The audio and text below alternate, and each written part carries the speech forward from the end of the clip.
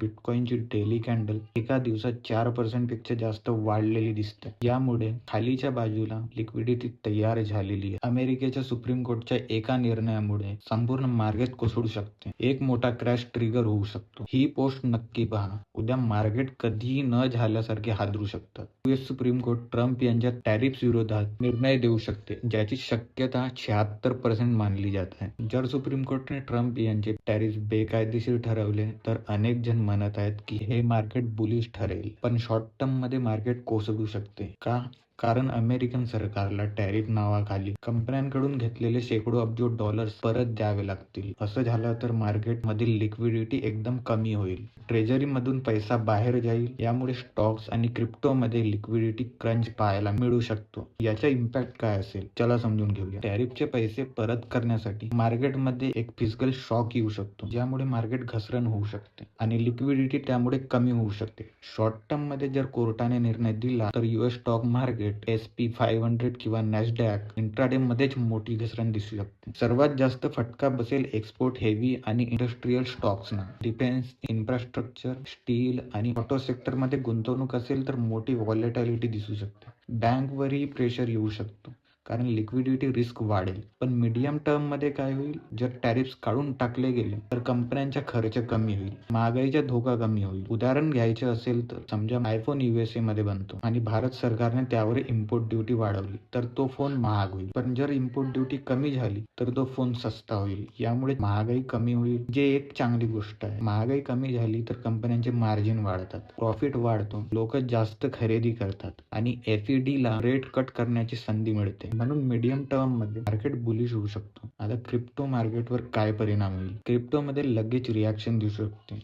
अशा बातम्यांमुळे पॅनिक निर्माण होतो. बिटकॉइन मध्ये मोठ्या प्रमाणात लिक्विडेशन सुरू होऊ शकतात. बिटकॉइन पडला तर अल्टकॉइन मध्ये सुद्धा मोठी घसरण येऊ शकते. डेल्टा एक्सचेंजवर पाहिलं तर बिटकॉइनची डेली कॅन्डल एका दिवसात 4% पेक्षा जास्त वाढलेली दिसते. यामुळे खालीच्या बाजूला लिक्विडिटी तयार झालेली आहे. खूप लोकांचे स्टॉप लॉस खाली आहे आणि मार्केट स्टॉप लॉस हिटिंग साठी कधी खाली येऊ शकतो. म्हणजेच क्रिप्टोमध्ये एक मोठा इमिडिएट सेल ऑफ दिसू शकते. तो येईल की नाही हे आता सांगता येणार नाही. पण जर कोर्टाचा निर्णय आला तर क्रिप्टोमध्ये पॅनिक आणि शार्प फॉल दिसू शकतो. पण पॅनिक नंतर काय होईल? पॅनिक नंतर क्रिप्टो आणखी वेगाने चमकू शकते. का?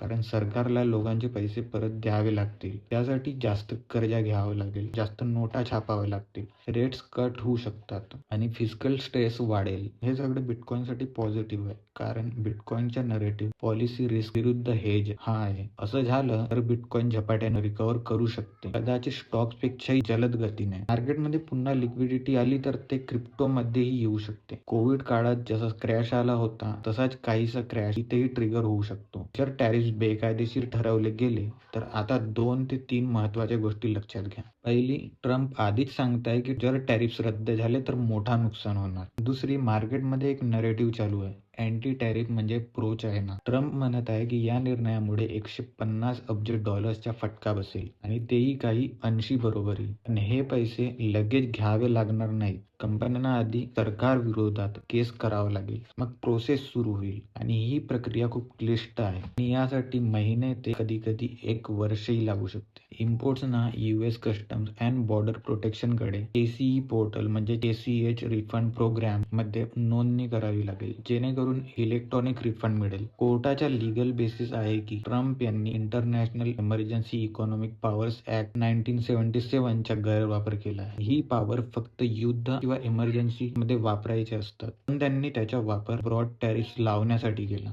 लोअर कोर्ट्सने आधीच सांगितलं आहे की ही प्रेसिडेन्शियल अथॉरिटीची मिसयूज आहे. आता केस सुप्रीम कोर्टात आहे आणि त्यांचा निर्णय अंतिम निर्णय असेल. जर निर्णय आला तर शॉर्ट टर्म पॅनिक नक्की येईल, पण ट्रेडर्ससाठी याच पॅनिक मध्ये संधी असते, कारण मुवमेंट असेल तरच पैसा बनतो. शेवटी मला सांगा, तुम्हाला काय वाटते? US सुप्रीम कोर्ट ट्रम्पच्या टॅरिफ्स विरोधात निर्णय देईल का? कमेंट मध्ये नक्की सांगा. So thanks for watching this video. Please like, share, subscribe. This is Ashish, over and out.